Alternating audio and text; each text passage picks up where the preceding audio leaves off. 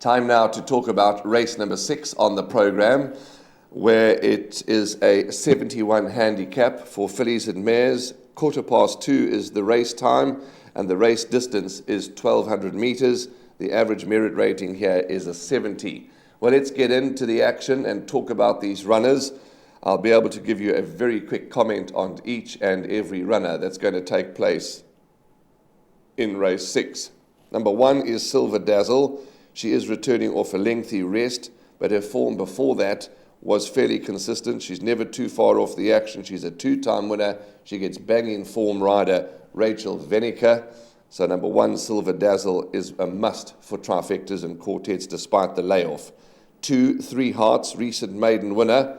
Well, we'll know by now what's happened to Spirit of Dasher, to see what Spirit of Dasher has done to that form line. Three Hearts, let's see how she goes first time in open company. The same can be said for number 3, Scent of a Woman. Let's see how she goes the first time in open company. 4, Harper's Dream, which is probably the horse they all have to beat. Lightweight, good rider again, neatly drawn, in form stable. Knocking at the door now is Harper's Dream, and she's my narrow first choice. Number 5, Sophia Erin, plenty of respect for her. Ignore her last run. She raced wide. She was awkward in transit. Just things never went right for her, Sophia Erin. She's certainly behaving now at the pens, is Sophia Erin. She's loading and jumping well.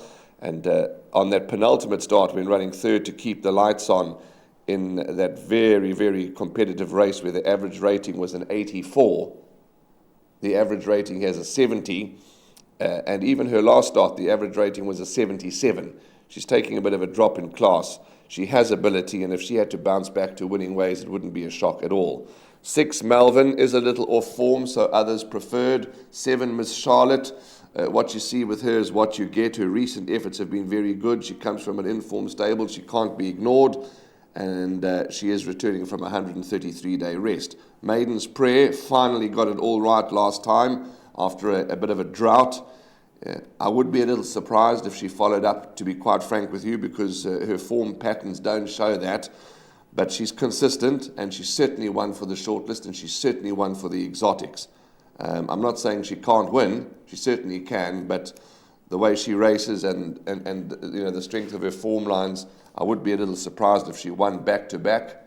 But certainly I'm expecting a good run from Maiden's Prayer, who comes from a very good stable. Number 9, Star Choice, is as consistent as ever. She at least has an obvious chance. And number 10, Hamster Grove. If she had to reel off the hat-trick, I wouldn't be shocked. But there we go. A comment on all the runners. Tough little handicap. My boxed exactors will be 4, Harper's Dream, and 5, Sophia Erin, in a competitive race. My name is Beston. I live in Cape Town. Also, I do delivery. Interbet helped me to realize my dreams. Now I have my own delivery vehicle, and I'm able to do the removal in and around Cape Town.